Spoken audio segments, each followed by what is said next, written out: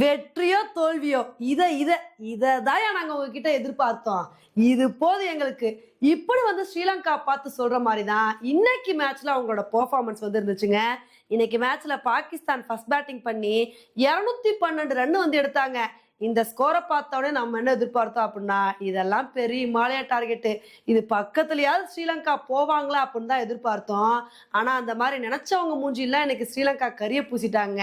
ஏன்னா இன்னைக்கு கடைசி ஓவர்ல ஸ்ரீலங்காவுக்கு 28 ரன் எடுத்தா வின்னு அப்படின்ற சுச்சுவேஷன் இருந்துச்சு.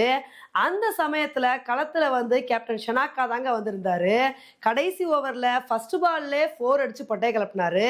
அதுக்கப்புறம் கண்டினியூஸா 3 சிக்ஸ் அடிச்சு ஹேட்ரிக் சிக்ஸ் அடிச்சு நொறுக்கி தள்ளினாருங்க. அதுக்கப்புறம் ஸ்ரீலங்காக்கு என்ன சுச்சுவேஷன் இருந்துச்சு அப்படின்னா, கடைசி 2 பால்ல 6 ரன் எடுத்தா வின்னு அப்படின்ற சுச்சுவேஷன் இருந்துச்சு.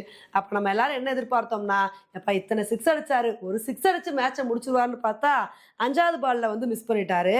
அதுக்கப்புறம் ஃபைனல் பால் என்ன ஆயிடுச்சு அப்படின்னா, கரெக்டா ஒயிட் லைன்ல தாங்க போட்டாங்க. ஆனா அம்பையர் ஒய்டே கொடுக்கலங்க.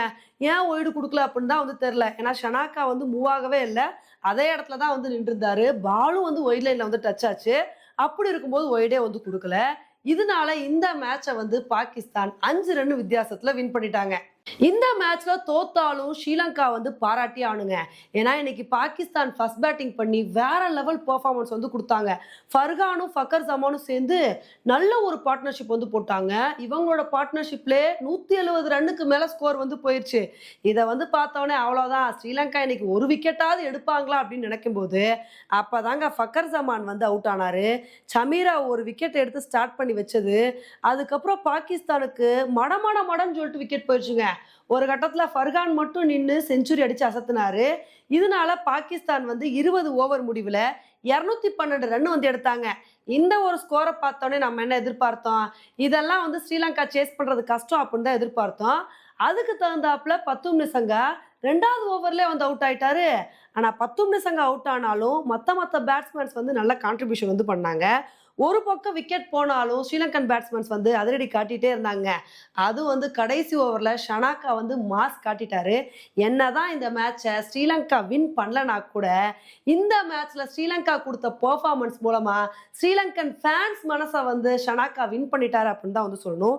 இவ்வளவு நாள் நம்ம ஸ்ரீலங்கன் கிரிக்கெட் டீம்கிட்ட இதை தான் எதிர்பார்த்தோம். எப்பா நீங்க வின் பண்றீங்களோ தோக்குறீங்களோ 2வது விஷயம், ஆனா கடைசி வரைக்கும் ஒரு ஃபைட்டிங் ஸ்பிரிட்டை கொடுக்கணும், கடைசி வரைக்கும் நல்ல பெர்ஃபார்மன்ஸை கொடுக்கணும் அப்படின்னா நம்ம எல்லாருமே எதிர்பார்த்தோம். ஆனா இன்னைக்கு மேட்ச்ல பாகிஸ்தானுக்கு ஒரு சரியான மரண பயத்தை காட்டிட்டாங்க அப்படின்னு தான் சொல்லணும். ஆனா உண்மையிலே பாகிஸ்தான் நிலைமை நினைச்சாலும் கொஞ்சம் பரிதாபமா தாங்க இருக்கு.